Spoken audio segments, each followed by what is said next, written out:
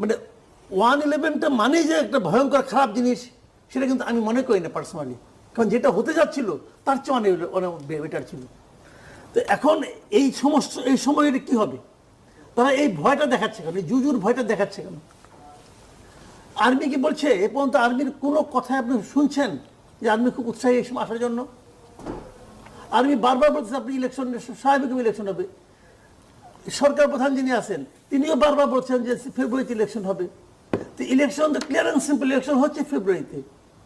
এখন একটা জিনিস সমস্যা, সেই জিনিসটা কি, যার সঙ্গে আলাপ হয় না, দেখা হয় কোথাও এক জায়গায়, প্রথমে জিজ্ঞাসা করে ইলেকশন কি হবে? তো আমি বলি ইলেকশন হবে না, আপনি ভাবছেন কেন? আজকে অবশ্য নাসিরউদ্দিন পাটোয়ারি বলেছেন যে ফেব্রুয়ারিতে ইলেকশন হতে পারবে না। পারবে না? তাহলে তো উনি হয়তো এই কারণে ভাবছেন। তাহলে ইলেকশন, আমি বক্তব্য ইলেকশন হতে পারবে না ভাবছেন কেন আপনি? কারণ কেউ কি বলে নাসিরউদ্দিন পাটোয়ারি